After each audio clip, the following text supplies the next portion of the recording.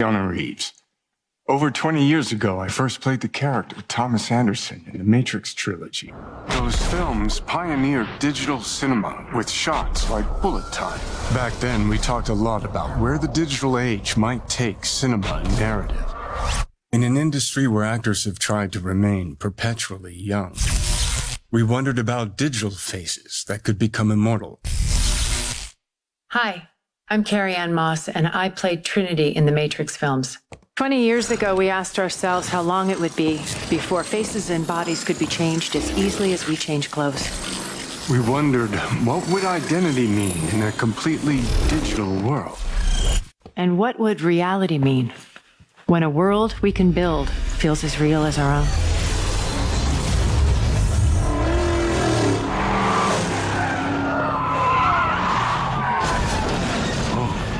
Hi, I'm Keanu Reeves. Concerned citizen. One of the 400,000 people who marched in the streets of New York on Sunday. And the billions of others around the world who want to solve our climate crisis. As an actor, I pretend for a living. I play fictitious characters, often solving fictitious problems. I believe that mankind has looked at climate change in that same way, as if it were a fiction. As if pretending that climate change wasn't real would somehow make it go away. But I think we all know better than that now.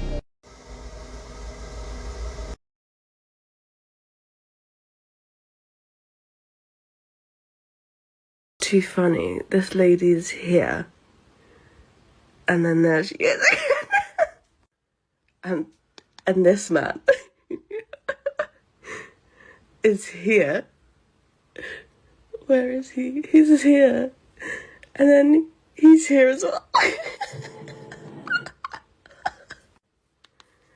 Though my favourite one is this lady who is in front of Tao, who is behind Tao, but just doing the same face. They're quite literally doing the same face.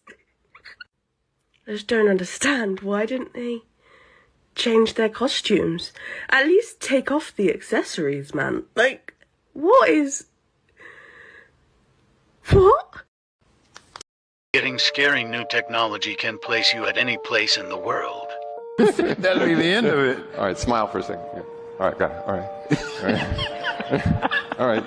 All right. All right. All right. All right. All right. All right. Painless. All right. I got it. All right. So now, come over here. Let's look at this screen. So now we're going to go back, just so you can see this. Go back into that mode now if we're out in the app. And now the menu's going to come back up. And so look, we've inserted you in the avatar selection. And then, see where the red is going? You could choose different players. Yeah. So then we're going to pick Horton Tucker. And then where Horton Tucker is, so this will be in a live game, you will be inserted into the game. You'll be making all the same movements he was, but it'll look like it's your body. Does he have my skills? We'll see. Okay. All right, you ready? Yep. All right, so go ahead and roll that.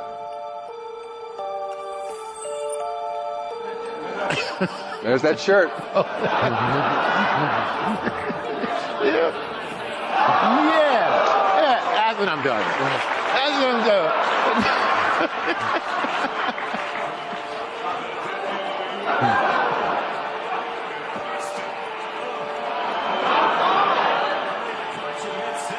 Where'd you get the idea to stick your tongue out like that? Somebody copied me, you know. This is getting scary new technology can place you at any place in the world. And what you see is not real.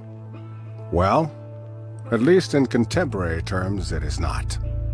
What if I were to tell you that I am not even a human being? Would you believe me? What is your perception of reality? Is it the ability to capture, process, and make sense of the information our senses receive? If you can see, hear, taste, or smell something, does that make it real? Or is it simply the ability to feel? I would like to welcome you to the era of synthetic reality. Now, I am not Morgan Freeman. already possible to store data inside of synthetic DNA. You might wonder, why would anybody do that? And the answer is, we're running out of storage. We're creating untenable amounts of information. It's expensive to store that. It's challenging. It's carbon intensive. So what if there was a different way of doing that?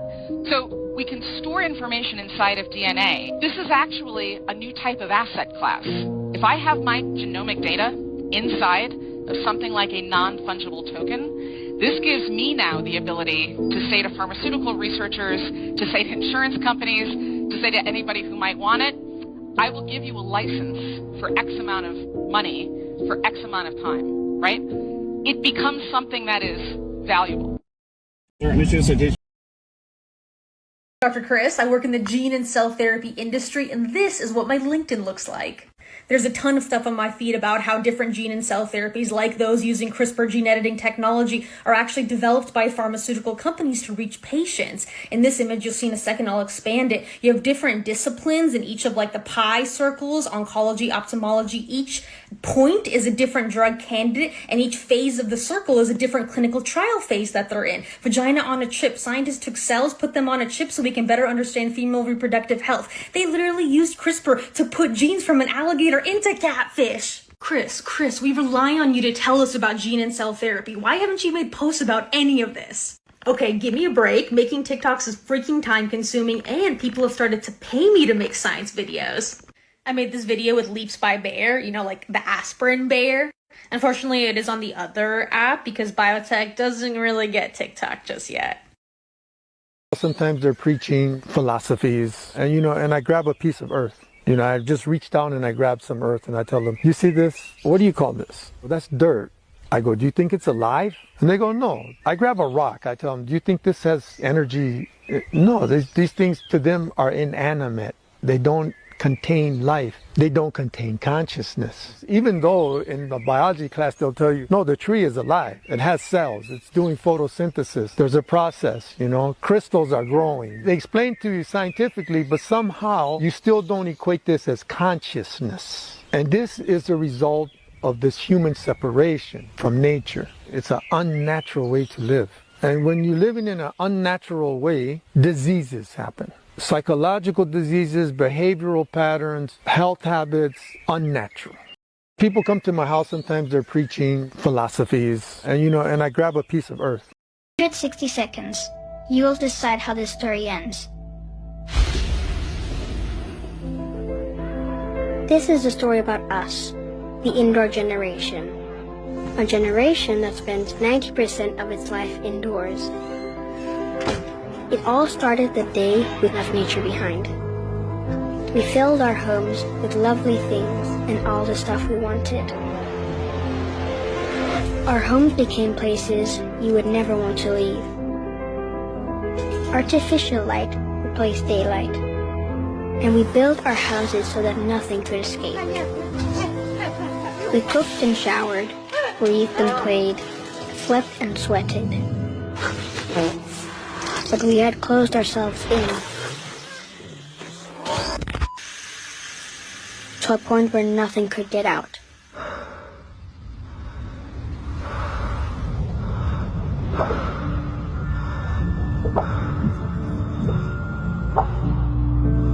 So when the air turned bad inside, we tried fixing it with chemicals. And we put in little artificial suns everywhere to make the darkness bearable. That's when things started to happen. Hard to notice in the beginning.